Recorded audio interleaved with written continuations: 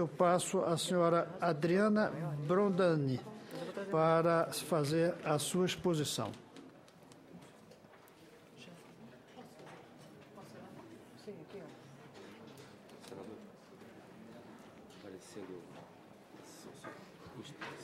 Organizações da sociedade civil.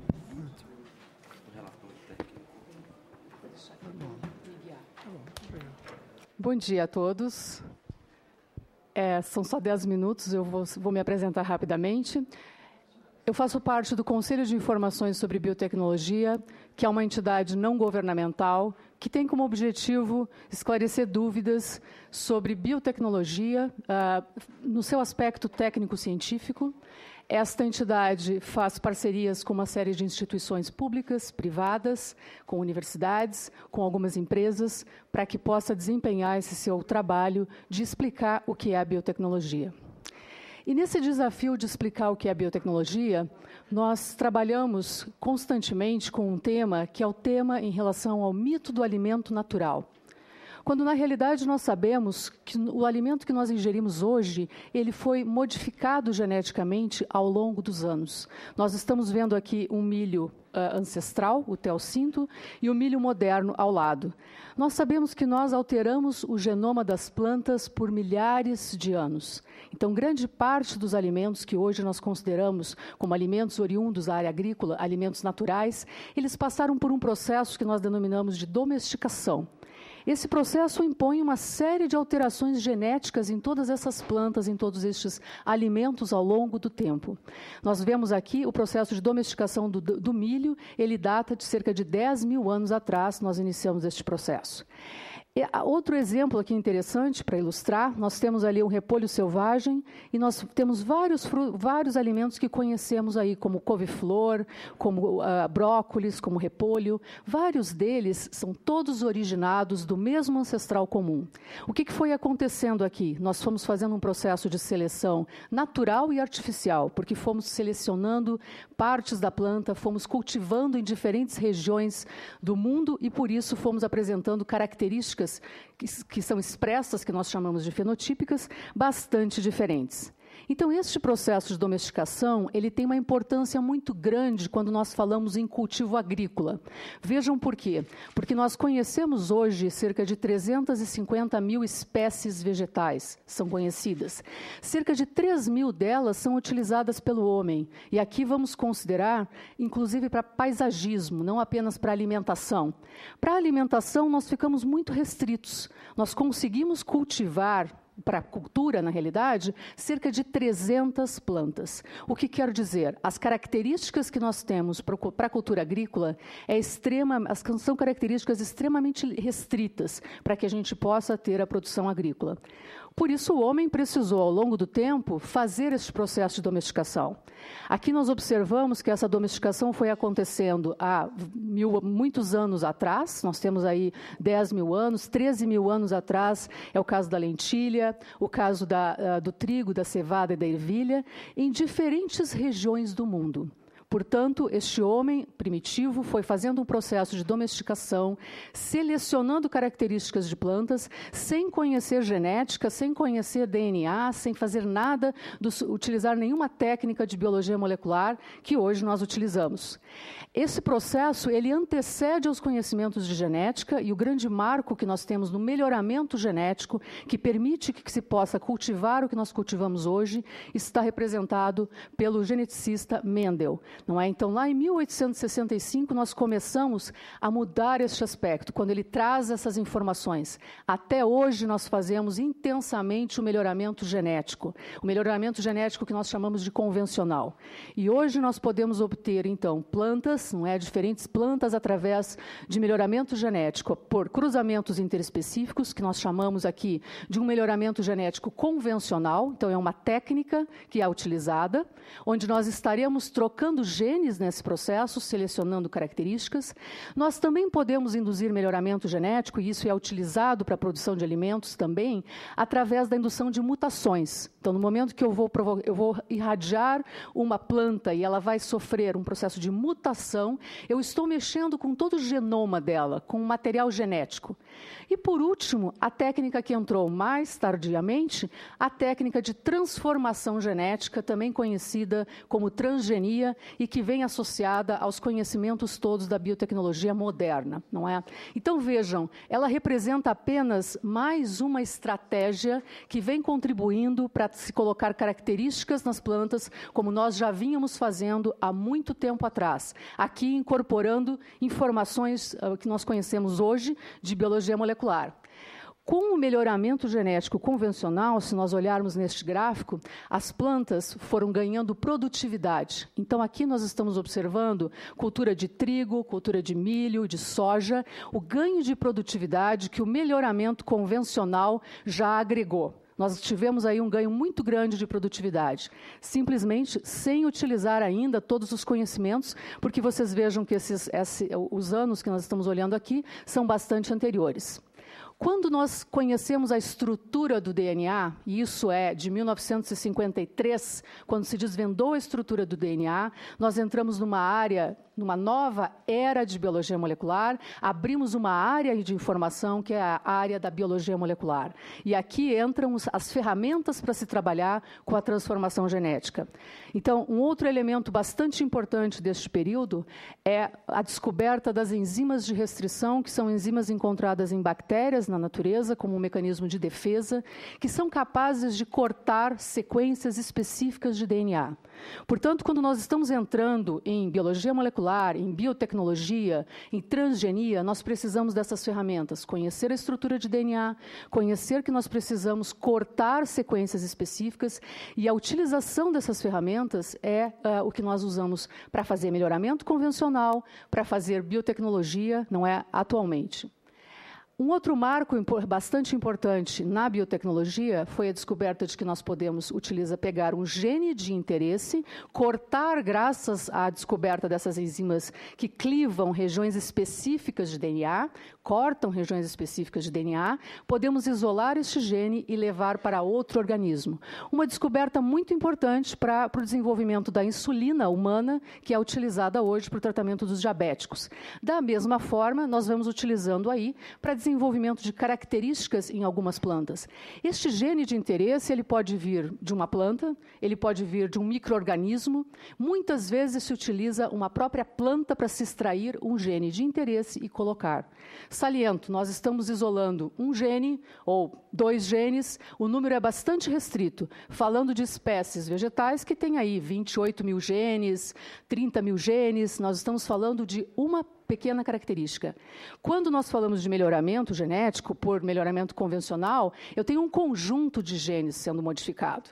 Quando nós induzimos mutações em plantas, porque desejamos colocar características, eu tenho também um conjunto de genes modificados, que são, muitas vezes, desconhecidos. Aqui nós estamos trabalhando no universo do desconhecido, seja para a produção de medicamentos, seja para a produção de sementes geneticamente modificadas.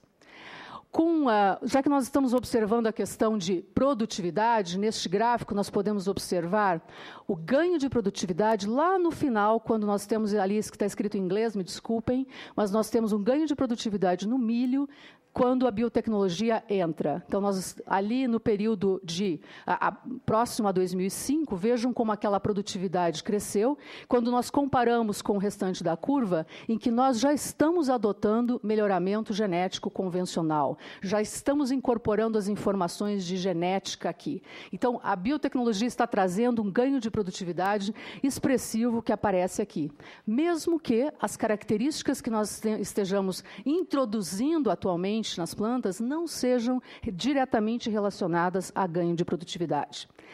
O que eu chamaria também a atenção é, apesar de todo esse rigor em relação a se trabalhar com um gene amplamente conhecido e se estudar apenas os genes conhecidos na biotecnologia, toda a biotecnologia é altamente regulamentada. E tanto que no Brasil nós temos uma lei, a nossa lei 11.105, que estabelece normas de fiscalização e de biossegurança. Isso quer dizer alguma coisa? Ah, ok. Então, através dessa lei, nós vamos estabelecer normas de segurança, mecanismos de fiscalização para se trabalhar com biotecnologia no Brasil. Ela observa o princípio da precaução, ela tem uma preocupação com a proteção à vida e ao meio ambiente e ela representa um estímulo ao avanço científico.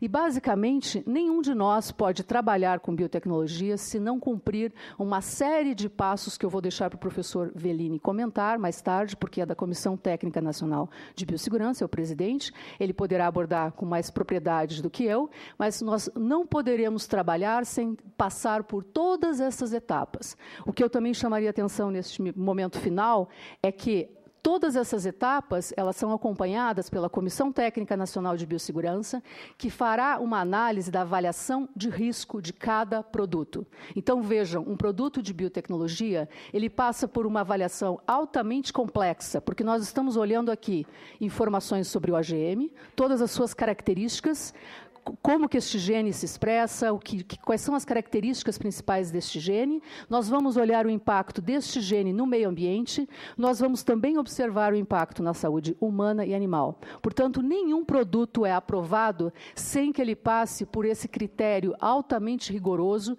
que obedece protocolos internacionais de avaliação de risco, mesmo considerando que nós estamos falando de uma alteração genética que foi adicionada e, num melhoramento convencional, no melhoramento induzido por mutações, nós não passamos por todos esses processos. Portanto, um transgênico, ele passa por uma análise muito superior a outros alimentos que nós conhecemos.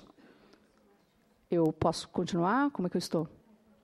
Muito bem. Até este momento, o que nós temos na nossa primeira geração de plantas transgênicas, e acho que isso também cria uma percepção bastante equivocada do consumidor que está afastado do meio agrícola, a nossa primeira geração de plantas transgênicas, ela tem propriedades agronômicas, são características agronômicas alteradas. O que nós vemos no mercado aí são plantas que apresentam resistências a insetos ou a vírus, são plantas que apresentam tolerância herbicida. Então, quem se beneficia diretamente? O produtor. O produtor se beneficia diretamente, o consumidor se beneficia indiretamente ao ter uma produção aumentada de alimentos, que é o que nós estamos observando hoje. Importante ressaltar que aqui foram introduzidos genes extremamente conhecidos, muito conhecidos, retirados de bactérias encontradas no solo, genes bastante conhecidos em plantas, para que se garanta essa questão de segurança e, de qualquer forma, cada produto é avaliado caso a caso. Então, ele passa por todo esse processo de avaliação, de análise de risco, de forma independente, um a um. O que nós observamos diretamente como consumidores é que o Brasil cresceu nos últimos anos expressivamente em termos de produção de grãos. Se nós olharmos aqui esta curva, e aí eu chamaria atenção, até 2006 nós não temos um crescimento tão expressivo quando nós temos a partir de 2006, quando nós observamos aí a aprovação de milho transgênico, não é? Nós temos aprovação, já estamos colhendo isso no campo e nós observamos esta curva de produtividade, tanto de milho quanto de soja.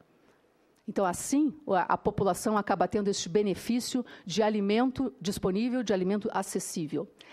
Existem diversos estudos mostrando essa segurança dos transgênicos, além da avaliação de risco. Obviamente, existem estudos independentes que acontecem avaliando efeito de longo prazo de transgênicos. Eu só vou mencionar 2 trabalhos aqui, pelo nosso tempo limitado. Eu vou mencionar um estudo da Comissão Europeia, que, na realidade, reuniu 50 projetos de pesquisa, 400 grupos de investigação e avaliou o efeito da produção de transgênicos de 2001 a 2010. Então, nós temos aqui um período bastante longo de avaliação, conduzido pela própria Comissão Europeia. Não é? A conclusão principal que nós temos é que não existe nenhuma evidência científica em toda essa análise, associando os organismos geneticamente modificados a maiores riscos para o meio ambiente ou para a alimentação do que aqueles apresentados convencionalmente, do que aqueles que nós vamos ter nas plantas convencionais, porque nós sabemos que a agricultura tem um impacto, não é, de um modo geral, na produção. Por último, o último trabalho que nós temos ali são 29 anos de avaliação agropecuária em 100 bilhões de animais. Este é um trabalho que foi publicado ano passado. O que este trabalho avaliou foi o impacto de uma alimentação não transgênica convencional, porque são 29 anos, portanto, animais que se alimentavam anteriormente às rações transgênicas e animais que se alimentaram posteriormente, onde não se observou nenhuma alteração no conteúdo nutricional, no valor nutricional, na composição, em qualquer característica do leite, da carne, desses alimentos. Destacaria isso. Eu vou deixar a minha conclusão para mais tarde e fico à disposição. Muito obrigada. Muito obrigado, professora. Creio que foi muito ilustrativo. E eu aproveito para trazer a pergunta que faz com que estejamos aqui. Por que proibir ou impedir ou não facilitar o consumidor de escolher, sabendo que o produto é transgenicamente modificado ou não? Até levando em conta estudos que mostram que não trazem, estudos que dizem que não há nenhum problema. Deixemos o consumidor, que deve saber desses estudos, por diversas maneiras, escolher. Essa é a pergunta que nós queremos fazer aqui. Devemos ou não deixar ao consumidor o direito de escolher, sabendo o tipo de alimentos que ele vai comprar e depois consumir. Eu passo a palavra agora a Maurício Guetta.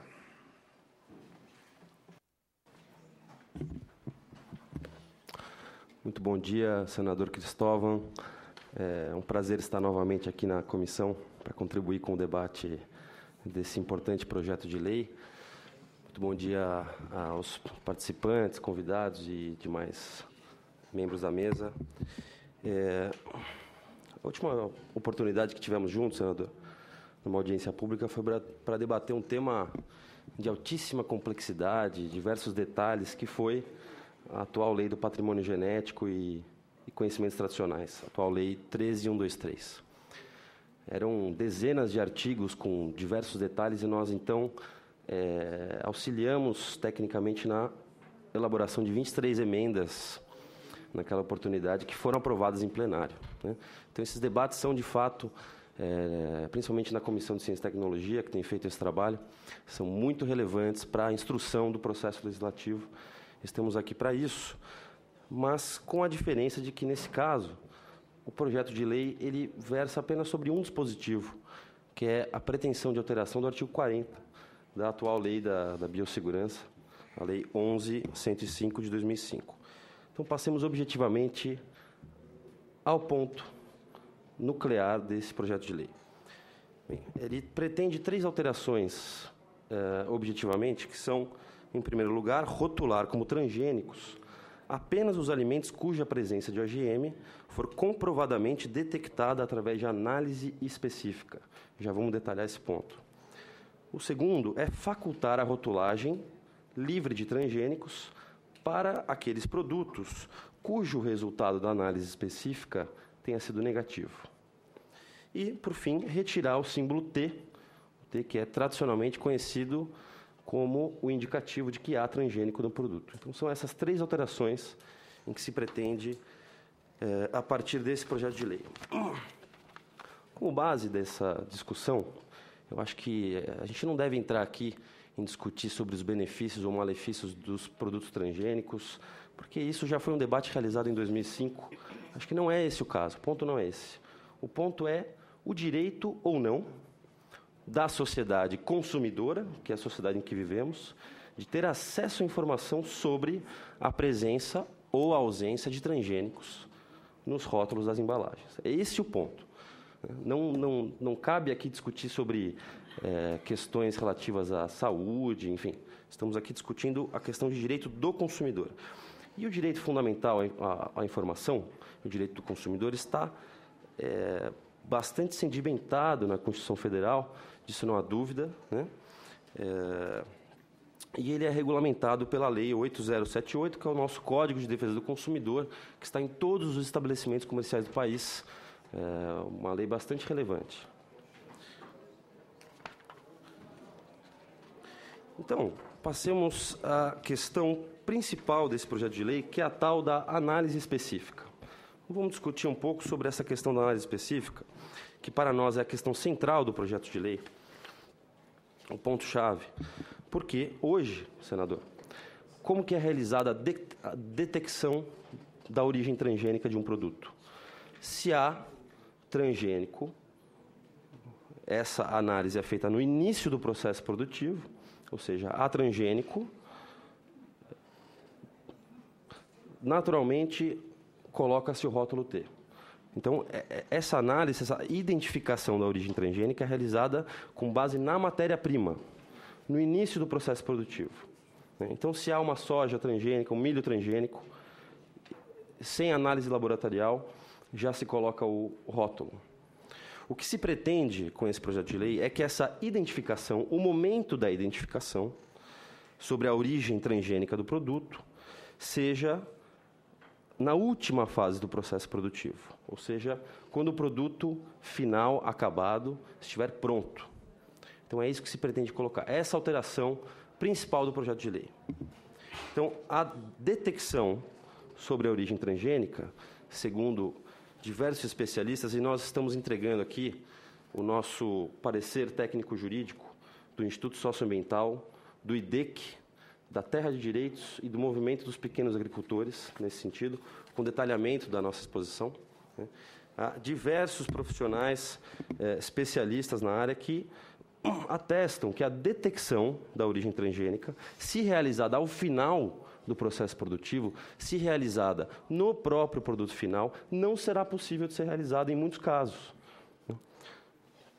Justamente porque a maioria dos alimentos é processado, industrializado. Então, há uma quebra do DNA que impediria essa análise laboratorial de se obter o resultado, a verdade sobre a origem transgênica ou não. Então, esse é o principal aspecto. Quais são os efeitos? São dois efeitos principais, duas consequências principais dessa alteração legislativa.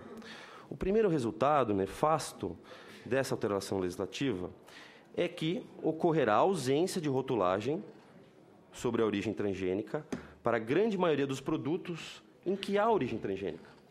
Então, o consumidor será ludibriado sobre a presença ou não de transgênico no produto, porque a análise laboratorial feita ao final não detectará a origem transgênica do produto. O segundo efeito, que considero mais grave ainda, é que chegaríamos à teratologia de rotular como livre de transgênico um produto onde há transgênico. Então, mais do que omitir do consumidor a informação sobre a origem transgênica, estaremos enganando o consumidor. Ele estará adquirindo um produto sobre o qual o rótulo coloca livre de transgênico, ou seja, informa sobre a ausência da transgenia, quando, na verdade, pode haver transgênico nesse produto. Então, para nós, isso representa uma grave violação ao seu direito fundamental constitucional à informação, que se encontra disciplinado também pelo Código de Defesa do Consumidor. Quero destacar aqui a conclusão do CONSEA, na sua recomendação número 9 de 2015, que diz que, além desses aspectos, o projeto de lei, e aí responde outra pergunta, senador, penaliza os agricultores e as empresas alimentícias que optam por produzir alimentos isentos de ingredientes transgênicos. Então, essa conclusão, entre aspas, aqui, citando a conclusão do CONSEA, não somos nós, é o CONSEA quem diz. Quero também destacar a violação ao interesse público, senador, porque este projeto desconsidera, em absoluto, a vontade da maioria da população de saber sobre a origem transgênica. A enquete que foi realizada no site do Senado, até onde vi, estava com 94%. 94% de desaprovação ao projeto de lei. E o IBOP já fez diversas pesquisas sobre o tema, e em todas elas, cerca de 70% da população querem saber sobre a origem transgênica do produto. Então, é preciso respeitar a vontade do consumidor nesse sentido. Vejam que eu estou aqui colocando diversos aspectos que em nada se relacionam sobre a possibilidade ou não dos transgênicos causarem danos à saúde. Não é esse o debate. Ainda assim, colocamos uma série de estudos recentes que indicam essa possibilidade, né? A possibilidade dos transgênicos causarem risco à saúde do consumidor. E isso aumentaria, ratificaria a necessidade de rotulagem na forma como se encontra hoje, né? Quero destacar que a França, recentemente, o Congresso Nacional francês vetou por completo a implantação de milho geneticamente modificado no país. E essa decisão do Congresso Nacional francês foi ratificada pela Corte Suprema francesa. Então, eu acho que esse é um aspecto interessante em termos de direito comparado, em termos de legislação comparada, que o senador, inclusive, colocou como pergunta. O Congresso francês, recentemente, proibiu a presença de transgênicos, né? Um outro aspecto interessante, e estamos juntando alguns estudos nesse sentido, é que o uso de transgênicos no Brasil, o cultivo de transgênicos no Brasil, acabou por ampliar, por aumentar o uso de agrotóxicos, né? E aí há uma série de indicadores aqui, percentuais, que eu não vou destacar por falta de tempo, mas agrotóxicos como o glifosato, né, que tiveram cerca de 40% de aumento na sua utilização desde que os transgênicos passaram a ser cultivados no Brasil, e que comprovadamente causam uma série de danos à saúde das pessoas, inclusive, há uma série de estudos científicos nesse sentido.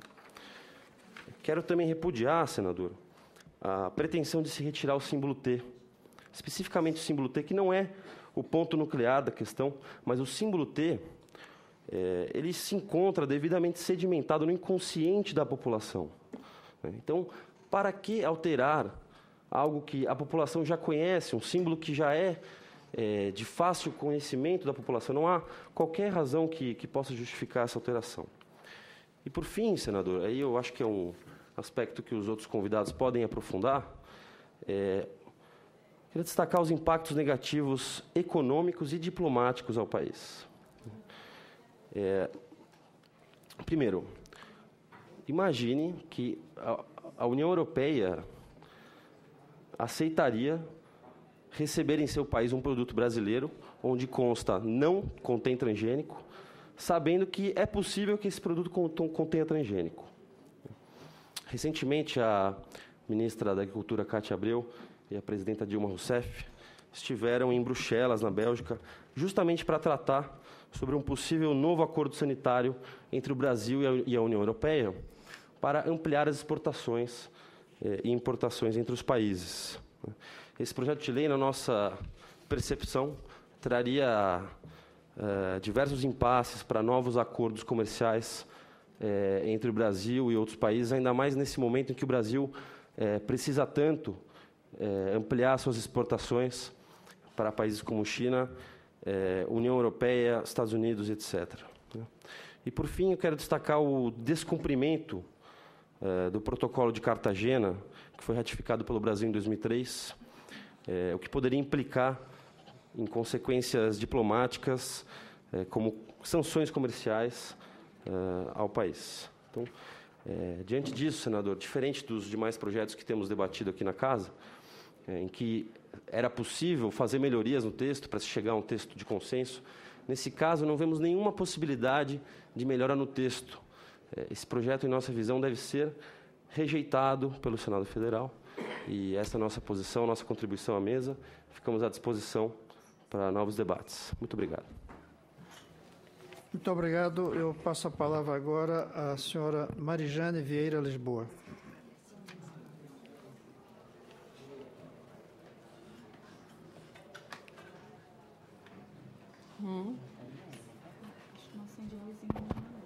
Está ligado, Bom dia. Eu, em primeiro lugar, quero agradecer o convite ao senador Cristóvão Buarque, ao senador Randolfo, aos demais senadores, e congratular-me por essa iniciativa do Senado, porque, como muitos de nós deveríamos saber, esse projeto foi submetido à apreciação na Câmara de manhã e, ao fim da tarde, estava votado. Ou seja, não mereceu o menor cuidado em termos de análise por parte dos nossos deputados. Muitos deles, inclusive, posteriormente declararam que não souberam exatamente o que votaram devido à rapidez com que se processou. Então, a iniciativa de convocar essa audiência pública em 2 dias para poder ouvir vários especialistas, etc., demonstra que o Senado entende que é importante analisar leis e projetos de leis, né, devido às consequências que eles têm para a sociedade. Eu espero que esse exemplo do Senado seja seguido mais tarde na Câmara, quando terá que voltar, por qualquer que seja, né, o procedimento, à própria Câmara para a sua análise do projeto. Bom, eu gostaria de me apresentar. Por que eu estou aqui? Eu sou socióloga, sou professora da PUC de Sociologia. Minha especialização é na área de Sociologia e Meio Ambiente e Novas Tecnologias. Minha tese de doutorado é sobre a era tecnológica, ética e cidadania na época da era tecnológica. E sou uma leitora antiga do senador Cristóvão Buarque, que eu já dei seus textos nas minhas aulas muitas vezes. Bem, depois disso, antes disso mesmo, eu fui do Greenpeace, eu acompanhei toda a questão dos transgênicos no Brasil quando foram introduzidos. Fui convidada pela ministra Marina Silva, na época, para assumir a Secretaria de Qualidade Ambiental do Ministério do Meio Ambiente. Depois disso, eu fui durante 2 anos seguidos, portanto, 4, relatora de Direito Humano Ambiental pela plataforma DESCA.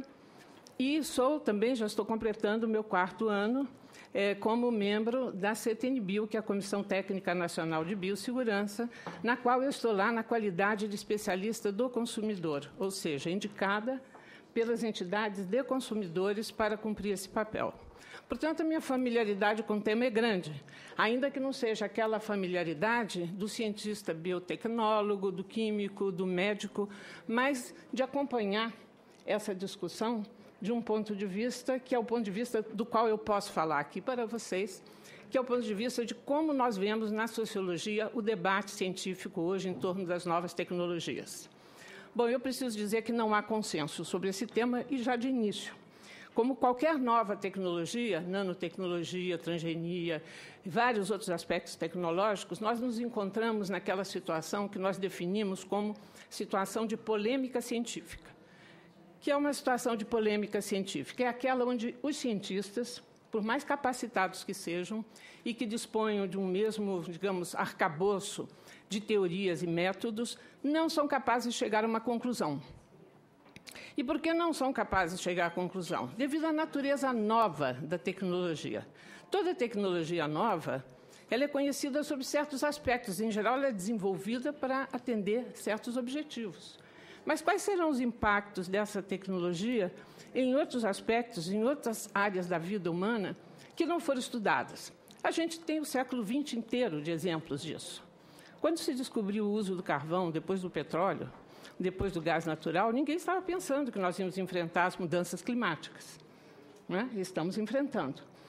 Quando se descobriu o uso dos CFCs, quer dizer, de vários gases que pareciam extremamente benéficos e sem problemas para armazenar energia, ninguém estava pensando que a camada do ozônio ia ser depletada. Quando o inventor do DDT, um poderoso inseticida, né, inventou esse inseticida, ele foi premiado com o prêmio Nobel. O DDT está proibido, é cancerígeno, tem impactos seríssimos na saúde. Quando se inventou o talidomida, que era um calmante anti-enjoativo, não sei se a gente chama assim, para mulheres grávidas, era o ideal porque não dava sono, se descobriu que ele era teratogênico. E uma geração inteira de crianças nasceu no mundo com deformações. E mais recentemente a gente teve o Celebra, o Vioxx, acho que quem lê jornal, eu estava tomando esse remédio, não posso mais tomar, ele dá isso. Ou seja, por que isso acontece?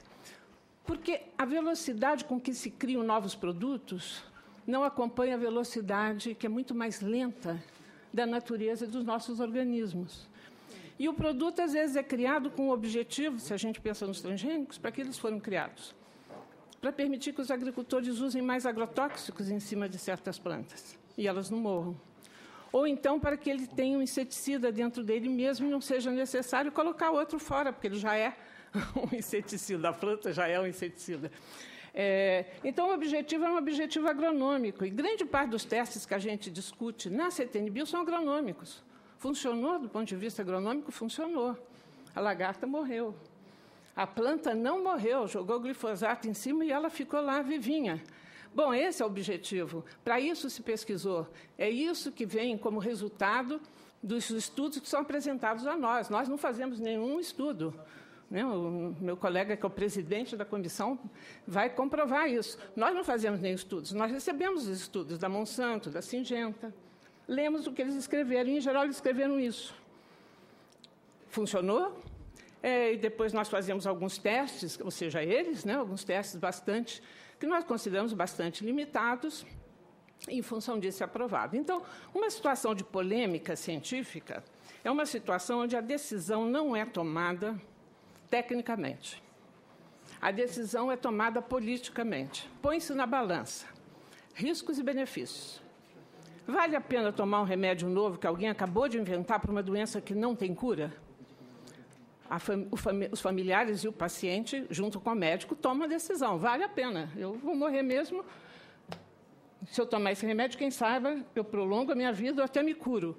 É a balança. Agora, vale a pena pôr no campo uma planta transgênica com agrotóxico, que vai ser comida, porque a agricultura brasileira vai exportar mais ou vai produzir mais, e mesmo que isso possa trazer problemas à saúde das pessoas, é essa decisão que tem que ser tomada, e é tomada todas as vezes na CTN-Bio, e é uma decisão política, que divide aquela comunidade científica em dois grupos. Um majoritário que diz vale a pena. E eu ouço eles dizerem, nós tivemos uma reunião semana passada, doutor Velini, onde alguns diziam assim, não, mas como é que vamos resolver o problema da produtividade e da alimentação do mundo sem agrotóxicos? Então, já há um pressuposto, já há uma posição anterior. Nós achamos que a solução para o problema da fome é produzir mais, e produzir mais com esse sistema. Tem vários sistemas de agricultura. Tem sistemas agroecológicos, mas esse nem é considerado uma bobagem, coisa de índio, etc. Então, não vale a pena. Então, só tem esse jeito, então vamos decidir por isso, embora não possamos assinar embaixo que não há risco. E todas as fórmulas de aprovação dizem provavelmente, dificilmente, quase impossível, mas nenhuma é capaz de dizer não vai haver risco. Por quê? Porque não se fez os estudos todos de longo prazo que eram necessários de ser feitos. Então, eu estou me restringindo a duas questões das colocadas para nós, porque em 10 minutos, nem que nós fôssemos gênios, a gente seria capaz de tocar várias delas. Mas uma delas, que é a terceira, que está, aliás, com um erro de digitação, porque está dizendo o princípio da preocupação, não é o princípio da precaução. Na análise de risco dos organismos transgênicos, não seria, por si só, uma justificativa para assegurar o direito à informação do consumidor? Claro, porque o princípio da precaução é adotado quando nós não podemos saber se é absolutamente segura alguma coisa. Senão, não precisa adotar o princípio da precaução. Senão, a gente adota da prevenção. Pode chover hoje em Brasília? Não. Não vamos sair de guarda-chuva. Em São Paulo já seria bom, porque está faltando chuva de seca, mas o clima é mais instável. Então, assim, se há uma polêmica científica, se não há um acordo a respeito, por que decidimos sempre, na CTN-Bio, por exemplo, a favor? Porque é uma maioria a favor. É uma maioria que já supõe que é bom. É uma maioria que já é escolhida. E por que é uma maioria? Não é porque isso seja uma proporção que divida qualquer comunidade científica em qualquer lugar do mundo. Há um vício de origem na formação da CTN-Bio. A maioria dos seus cientistas são escolhidos pelo ministro da Ciência e Tecnologia, como ele quiser. E ele escolhe sempre pessoas que acham que transgênicos são bons. Ele escolhe o que nós chamamos de biotecnólogos, cientistas muito sérios, competentes, etc., mas que fazem transgênicos, ou que estudam transgênicos, e que gostam de transgênicos e que dizem frequentemente lá assim, eu não tenho medo de transgênicas, né? Eu até brinco, como eu sou socióloga, que há uma identificação subjetiva entre o sujeito que estuda e o objeto que ele estuda, que é uma coisa muito natural, né? A gente tem antropólogos que gostam muito dos seus índios, né?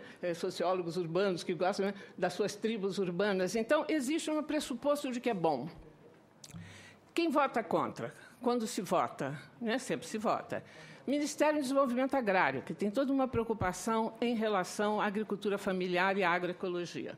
Ministério do Meio Ambiente, não preciso explicar por quê. Não é? Representante dos consumidores, não preciso explicar por quê. Não é?